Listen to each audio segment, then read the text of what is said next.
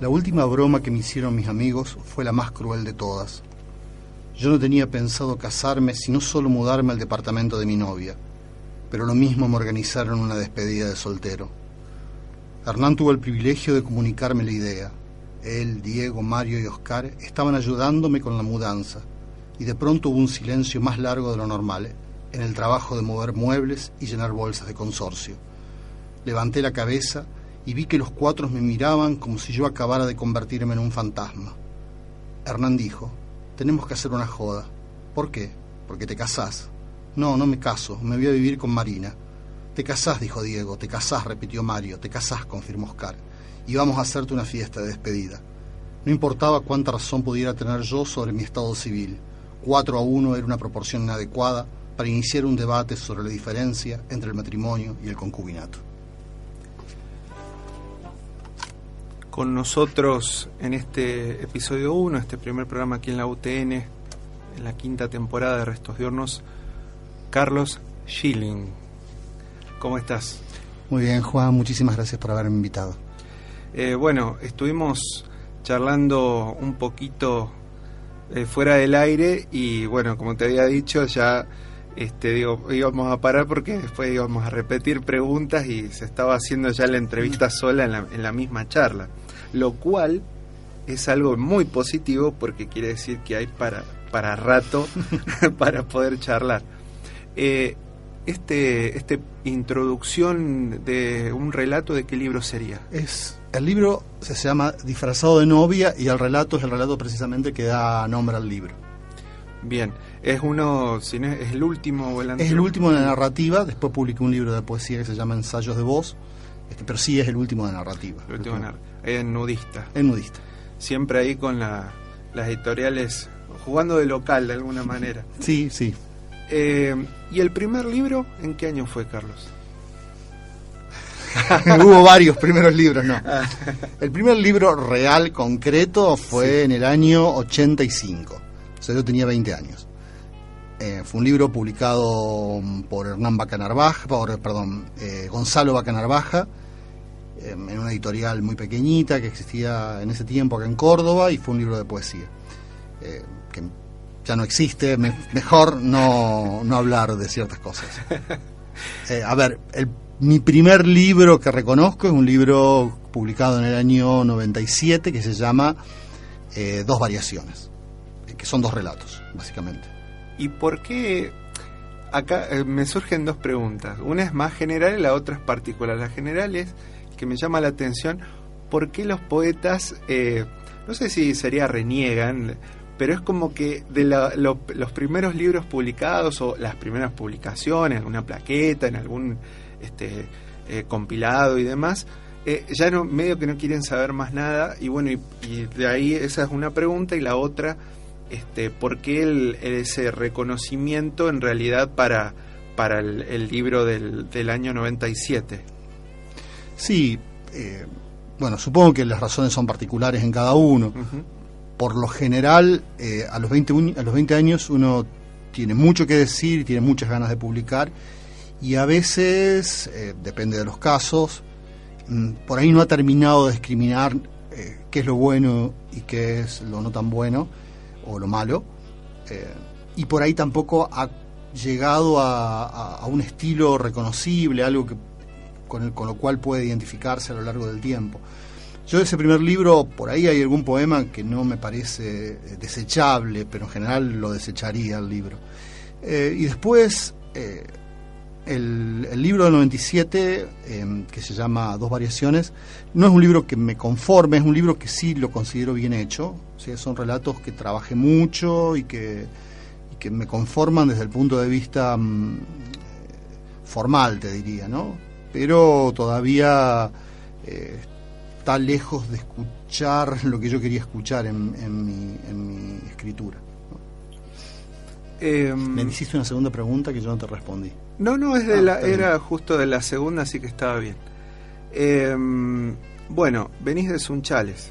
Sí, provincia de Santa Fe. Provincia que es casi, está cerquita, como... está en el límite, sí, está en el límite con Córdoba, pero bueno, toda esa zona, yo te diría que prácticamente desde Montecristo hacia el este, tiene como una misma... Sí, sí, eso te iba a decir, que una casi... llanura, agrícola o ganadera, agropecuaria, depende de la zona. Bueno, con generalmente una inmigración italiana, en el caso de Sunchales y de esa zona, inmigración piemontesa específicamente muy fuerte, lo que dan, bueno, muchas características, ¿no?, singulares. Sí, más cerrados, más de como cerrados, materialistas, con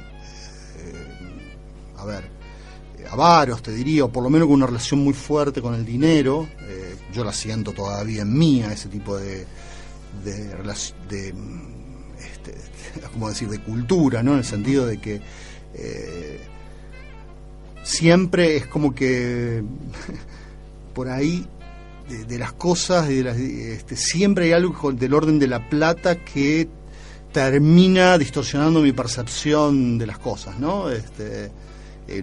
Lucho contra eso, lo fui descubriendo que estaba ahí, y que me hacía, que me daba goce, me daba placer, determinadas cosas que supuestamente no deberían darme goce ni placer, ¿no? Claro.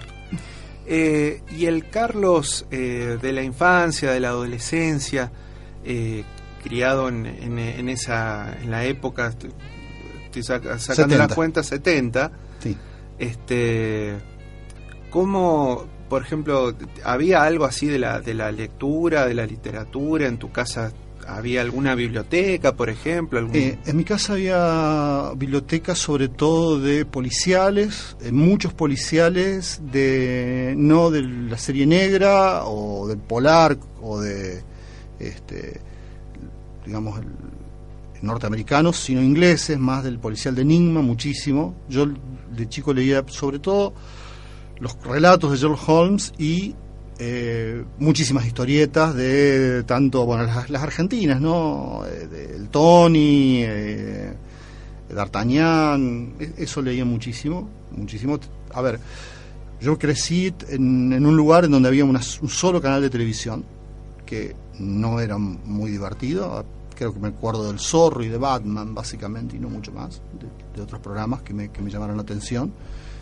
Entonces había mucho tiempo libre leía muchísimo. El gráfico también me interesaba, también los deportes, pero desde el punto de vista de la lectura, y practicaba también por el tiempo libre. Corría acá bicicleta, jugaba al fútbol, jugaba al básquet, bueno. Pero bueno, siempre había tiempo libre en la infancia, ¿no? En un pueblo es impresionante eso. Entonces ahí sí, leía también lo que había en mi casa o lo que había en otras casas, mis primos, etcétera. O sea, ibas absorbiendo todo como hacía, no sé, Roberto Art, se me viene. Sí, era algo muy autodidacta, que siguió siendo autodidacta después en el secundario. El secundario tuve la mala suerte de hacerlo en un liceo militar, lejos de mi casa, a 120 kilómetros de mi casa, pero tenía una biblioteca bastante buena el liceo. Yo me pasaba muchas horas de ahí porque me aburría, entonces ahí pude leer un montón de libros también, de manera azarosa, los que encontraba, los que sacaba, iba viendo los lomos de los libros, veía un título que me atraía y lo leía, qué sé yo, así.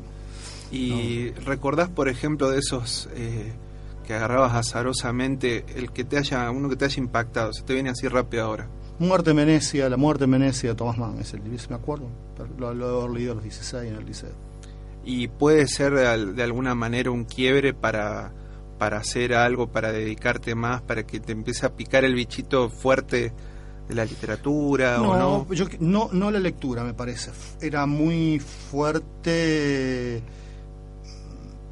la necesidad de llenar las horas en el liceo, y también la necesidad de afirmarme a mí mismo en contra de un montón de cosas que pasaban ahí adentro, ¿no? Que tenían más que ver con mis compañeros que con la disciplina militar y todo eso, ¿no? O sea, éramos 120 chicos por curso, imagínate la guerra campal que era eso, de personalidades, ¿no? Entonces, bueno, eso era algo muy fuerte.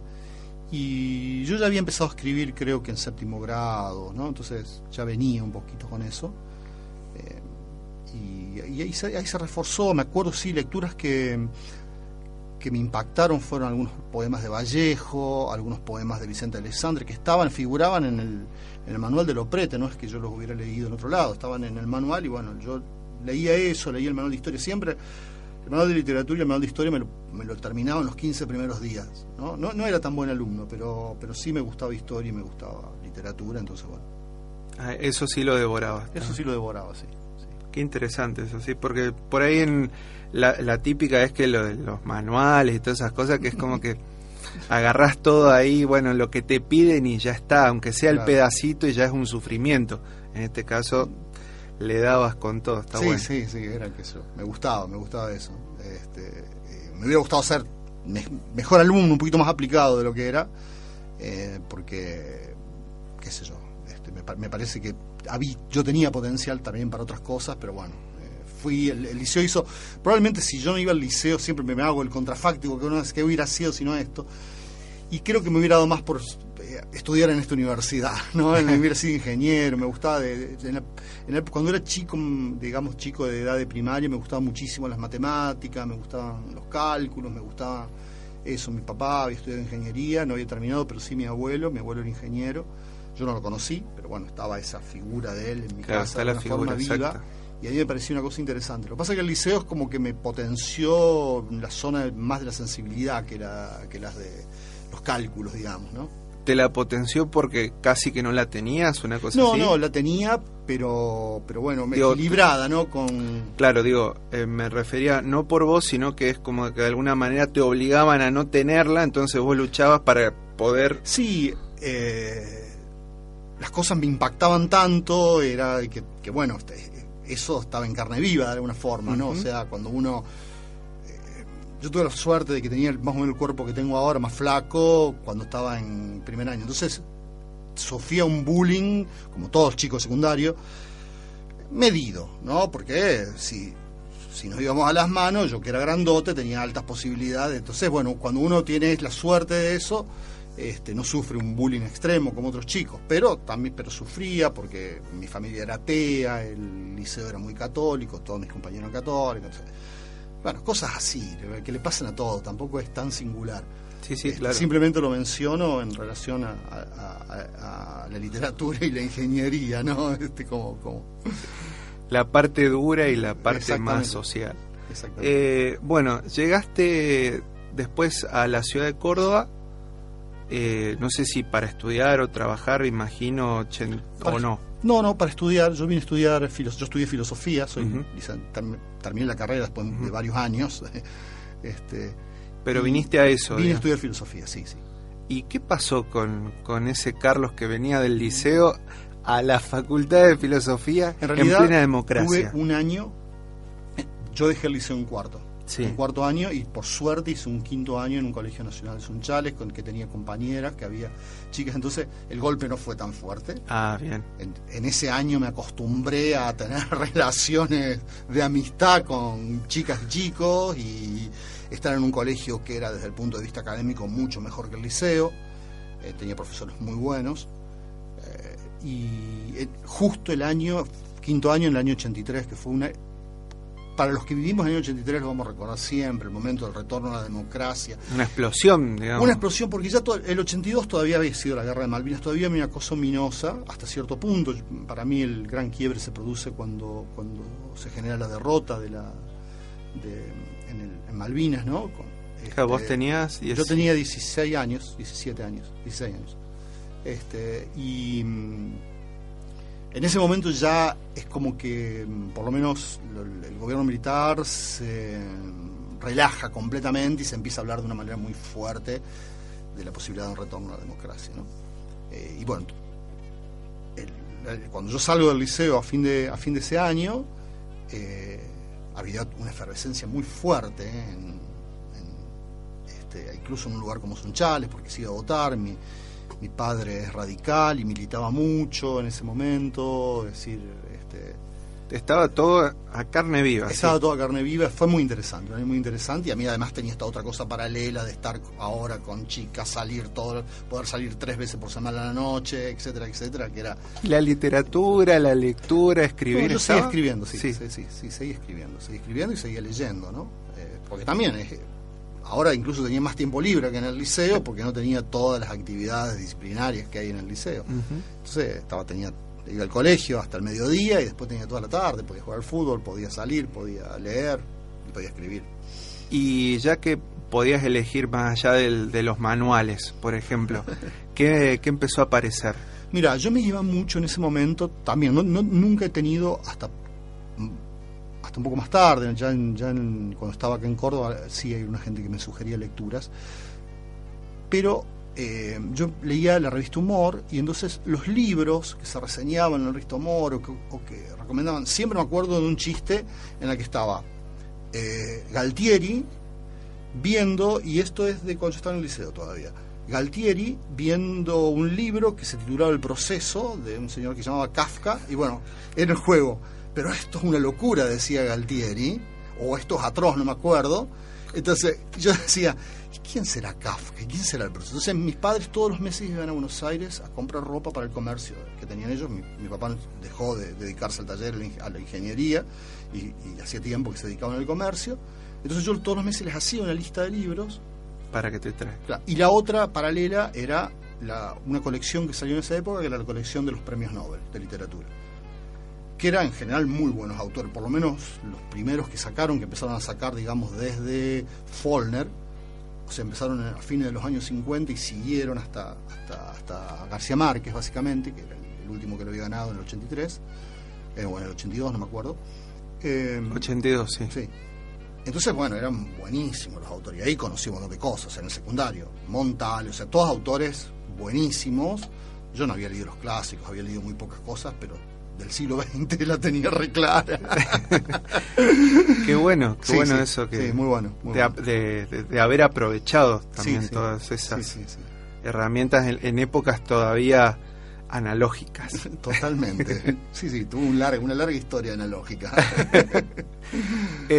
Bueno, así que empieza toda te empezaste a nutrir intensamente como la democracia, así venís como toda la parte sociopolítica te atraviesa tal cual fue pasando en tu vida, digamos, porque en la parte yo me acuerdo incluso la época más nefasta, en el sentido de cómo se la vive en un pueblo, y bueno, a veces he jugado, no en este libro, pero sí en el otro anterior, que se llama Experimentos con Seres Humanos, en donde todo un título ese. Trato, sí, porque bueno, está el apellido alemán, está la cuestión ahí de un abuelo supuestamente amigo de Erich von Braun, que era el que inventó, ¿no?, los cohetes, el pionero de la cohetería, y que básicamente fue el tipo que diseñó los cohetes que bombardearon Londres, ¿no?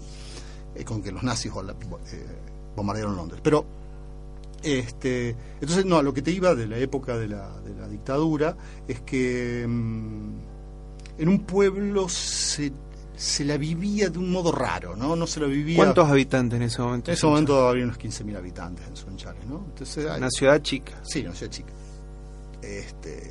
Digamos que la repulsión, o sea, el repudio, más que la repulsión, el repudio recién llegó, te diría que con Malvinas, ¿no? Después de Malvinas, ¿no? Antes era una situación extraña.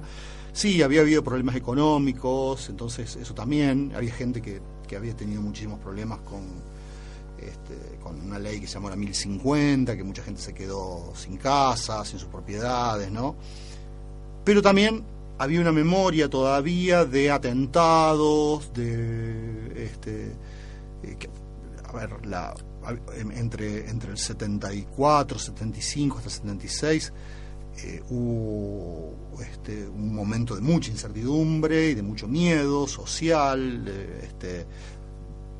y bueno, lo que le llegaba a la gente del pueblo era mucho más por ahí los atentados que la represión. Entonces estaba eso configurado en la cabeza de mucha gente. O sea, yo cuando entro al liceo, que es en el año 79, todavía, digamos, ser militar era un honor o algo. Un honor, muy... claro, y bueno, y mi familia, por esta cuestión de Piemontés, y yo mismo también, porque yo deseé ir al liceo, no es que me mandaron, tampoco tenía muchas alternativas, pero porque bueno, había una cuestión que les parecía de disciplina importante para como yo era antes, y era, claro, una especie de ascenso social, ¿no? Ser militar convertirse en un militar. Y era el ascenso social de ese que no tenía el doble apellido, que no tenía Exactamente, un dinero. que no tenía, claro, exactamente. Eso. Entonces, bueno, todo eso está atravesado, y a mí me parece que a veces cuando se hace memoria de los años 70, por ahí no se tienen en cuenta estos otros elementos que formaron parte del imaginario social, y que es interesante ponerlo sobre la mesa, ya sea ficcionalmente, y no reducir ese mundo a la represión o los atentados, digamos, básicamente, ¿no? Sino que hubo otros componentes que por ahí formaban parte de ese imaginario social, ¿no? Sí, por supuesto, en el medio se vivía. Exactamente, Entonces... claro, se vivía, pasaban cosas, la gente se enamoraba, se vestía de alguna manera, entraron las marcas, bueno, toda una serie de cosas que pasaron en ese momento, ahí en la bisagra entre los 70 y los 80, que son interesantes recordarlas, y yo lo he tratado de hacer en ese otro libro, en algunas partes de ese otro libro aparece eso. Carlos, te invito, no sé si tenés otro de estos párrafos para que puedas compartir, y de paso, bueno, así vamos haciendo ahí Está bien. un impas, y les recordamos a los oyentes de acá de la Radio UTN que estamos con Carlos Schilling, periodista de oficio, y ahí en La Voz del Interior ya hace un tiempo largo, y también escritor, por supuesto. Bueno, voy a leer un poema hablando de Malvinas. Va para otro lado. No es sobre Malvinas, nada que ver. ¿Querés ver cómo fue nuestra vida en un mundo paralelo? Compramos una casa en la cumbre, por amor a Inglaterra, tuvimos 4 hijas, todas muy parecidas a vos, y conocimos, juntos o separados, vestidos o desnudos, el invierno del norte y el verano del sur. Nuestras conversaciones no eran interesantes, y no necesitaban serlo, pero si un bicho luminoso o un satélite artificial cruzaban la noche, pedíamos siempre el mismo deseo: seguir siendo vos, yo, nosotros, en cualquier mundo posible, incluso en este mundo, sí, también en este mundo, donde mi única opción es invitarte a ver lo que nunca vivimos. Este poema tiene, no sé si tiene nombre o lo tenés así como... Es un poema sin título, que forma parte de una serie dentro del último libro de poesía que se llama Ensayos de Voz, y la serie se llama X o Cruz. Son 14 poemas que comparten ese título genérico, pero que cada uno es individual, ¿no? Veo que es de Buenavista y de la editorial de Daniela McAuliffe. Sí. Así que si está escuchando, le mandamos un saludo. El director es Alejandro Schmidt, gran poeta. Así es que, bueno, esperemos que también, si está escuchando, próximamente lo vamos a invitar para charlar, así como estamos charlando con vos, Carlos, y bueno, también compartir su poesía. Pero volviendo a esa, vamos a volver entonces al año que llegaste a Córdoba. Sí. Esta es la parte que me interesa porque nos estamos acercando a ese primer libro, sí. al libro de los 20 años. Exacto. Ya tenías igual un bagaje bastante fuerte literario. Sí, tenía un montón de cosas escritas ya, por empezar, un montón, sobre todo poemas. ¿Y los tenés todavía? No, lamentablemente no los tengo. Lamentablemente no, sí. Pensé que habían sido descartados por esto que decís que ya no te... o reciclados también. No, lo que pasó es que yo iba descartando cada 6 meses, básicamente. O sea, era como que me disgustaba lo que había escrito 6 meses antes, y por lo general lo quemaba, lo hacía desaparecer, y así fui arruinando, desintegrando parte de una obra que por lo menos para mí te podría tener un interés sentimental, no creo literario, pero sí sentimental para mí, ¿no? Ver, qué sé yo, reconocerme o no en determinados escritos. Sobre todo de la época que me gustaría conservar es del último año del liceo y el 5º año del secundario. Hay algún poema que sí se ha quedado porque fue publicado, pero la mayoría no. Un poco para ver. Después en los primeros años acá en Córdoba entré mucho como en el camino de modas literarias, ¿viste? Descubrí el surrealismo y empecé a escribir como los surrealistas. Después descubrí un poeta muy importante para mí que fue Mallarmé, y casi dejé de escribir, o trataba de escribir como él, no, bueno, entonces toda esa cosa... Mira vos, te impactó tanto que vos sentías que todo lo tuyo no puede ser y todo que... Sí, hay lo que se llama una escuela como de la literatura exhausta, ¿no? Que es Mallarmé está dentro de eso, un escritor del siglo XIX, pero que ya había llegado a esa idea de que, bueno, la literatura termina en el silencio de alguna forma, algo parecido que lo que pasa con Beckett después, ¿no? Yo estaba muy interesado en la filosofía también, entonces se me unían esas dos cosas y estaba viendo, bueno, me parecía que me tocaba vivir la época del fin de la literatura, ¿no? Leyendo esos autores. Bueno, después fue un periodo que pasó, aunque me costó mucho, me costaron muchísimos años, ¿no? Te diría desde el... si bien nunca dejé de escribir, pero hubo un periodo en donde cayó muchísimo, sobre todo no podía avanzar, o sea, empezaba a escribir pero no podía avanzar, entre, no sé, 1987, 88 y 1994, 95, por ahí. ¿Es algo así como que bajó la ansiedad de eso de querer escribir o publicarlo? ¿Cómo sería? No sé, era un momento de mucha... Para mí, entre los 20 y los 30 fue un momento de muchísima desorientación, muchísima frustración también. Era como que quería tener todo y tenerlo ya y bueno, no tenía nada, ¿no? No terminaba la carrera, ya estaba seguro que no me gustaba la filosofía en términos académicos, y tampoco... lo que hacía en literatura me terminaba de conformar. Tenía como una exigencia demasiado alta y mis logros eran muy básicos. Entonces, bueno, eso fue... Y además, bueno, fueron muy difíciles esos años en términos de historia económica del país. Tuve que empezar a trabajar, tuve que empezar a sostenerme solo porque ya no tenía sentido que pedirle a mis padres una vez que pasó el tiempo en el que hubiera tenido que terminar la carrera. Obviamente me tuve que dedicar a mantenerme yo, no le podía seguir pidiendo a mis padres después de los 22 años que me mantuvieran. Entonces todo eso fue complicado, ¿no? Porque ahí entraste como en sería como... Bueno, en la época de sobrevivir. En la época de sobrevivir seguía leyendo mucho, porque además entré a trabajar en una librería, básicamente, esos años, claro. En el 89. Antes me había ido 2 años a vivir a Europa, a París, ahí aprendí francés, por suerte, y leí muchísimo, trabajé en lo que podía, pero no me podía quedar porque era vivir en condiciones extremas, ¿viste? No tenía ganas de vivir en condiciones extremas en un país. Y eso, y no saber, no había terminado la carrera.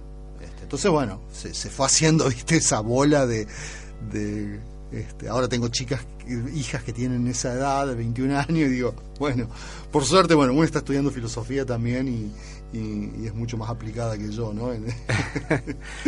Y decime 2 cosas que te hayas traído de París, que es como... Esto se me viene así porque es algo realmente importante, que tal vez lo sigas aplicando ahora. Bueno, básicamente la lengua, obviamente. Haber aprendido la lengua de tal forma que la pueda escuchar y sea casi una lengua mía hasta cierto punto. Que podés ver el cine de Truffaut, ¿sí? Sí.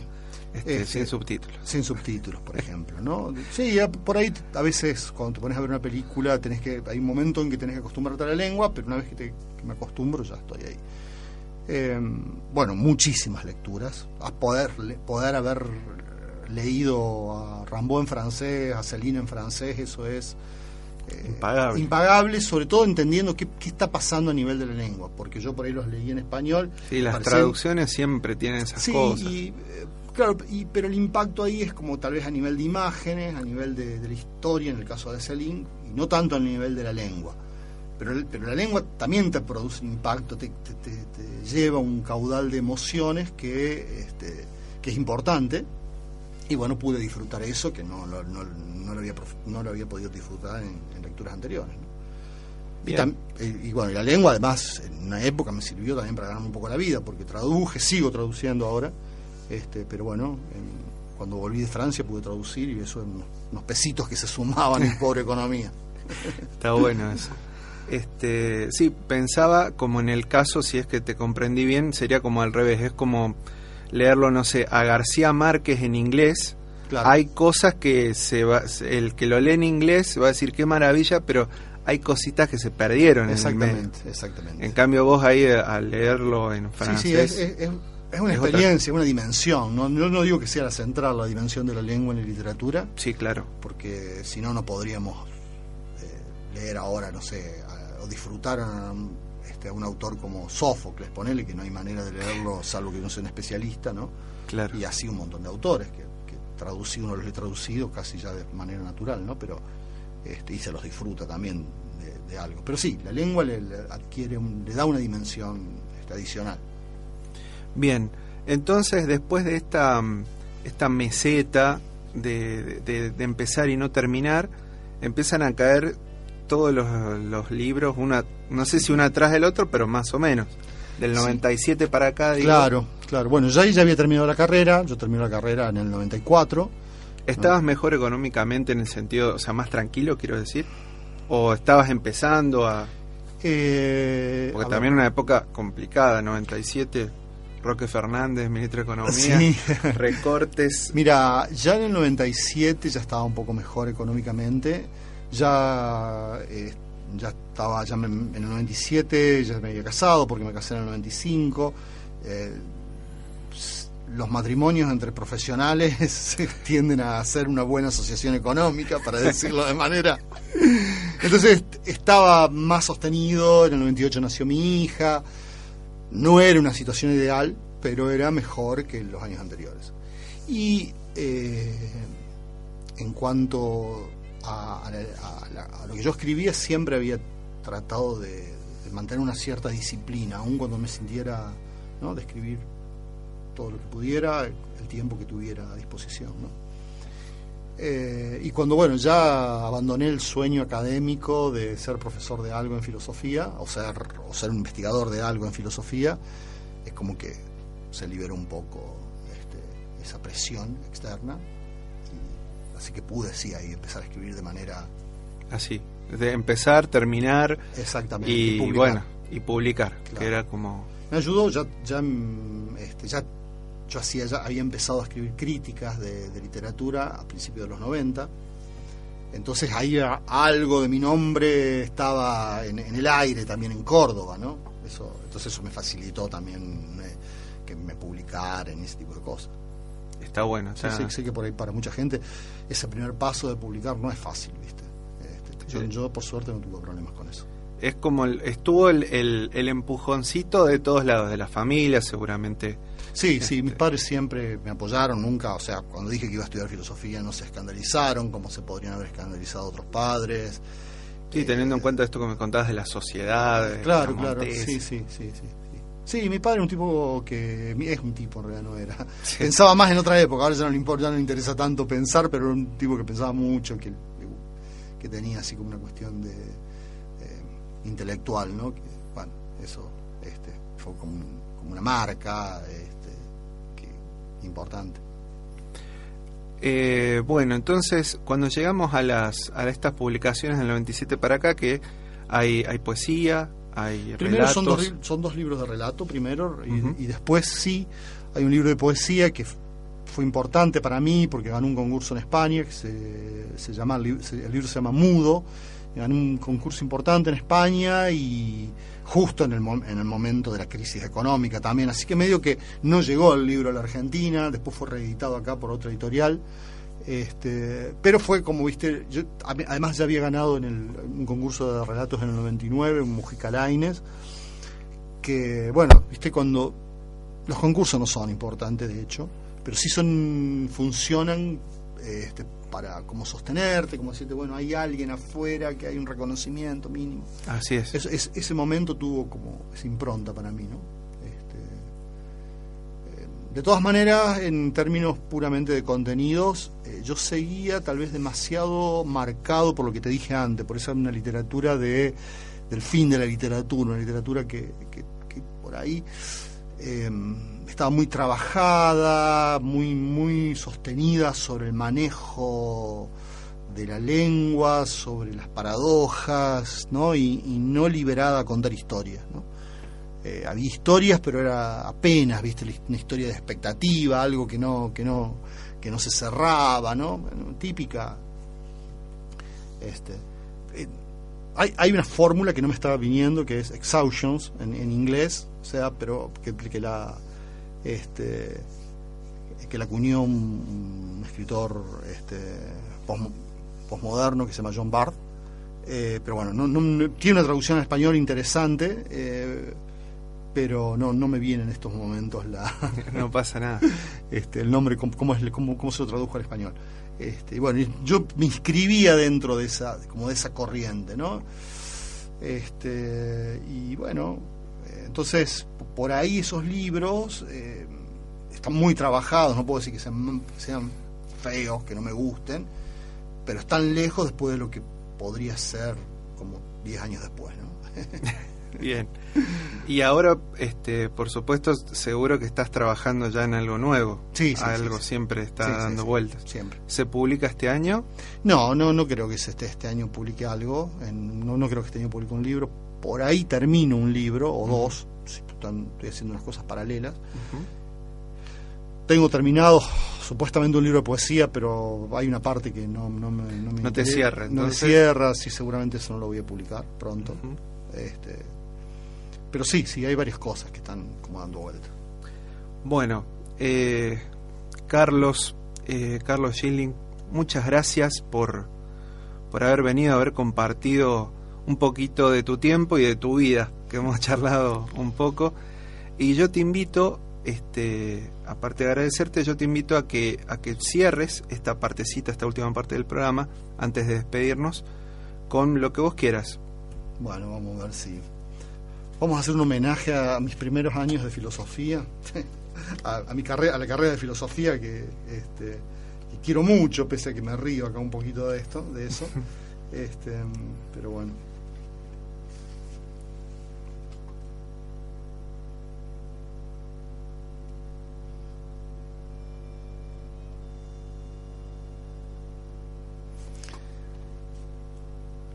Hace mucho tiempo que no me dedico a la filosofía, así que ignoro cuáles son los problemas que se discuten hoy en las universidades del mundo. Me siento como esos personajes de ciencia ficción que han permanecido congelados durante décadas y de pronto despiertan en un planeta desconocido. No pretendo sugerir que yo era un filósofo destacado antes de retirarme del negocio especulativo.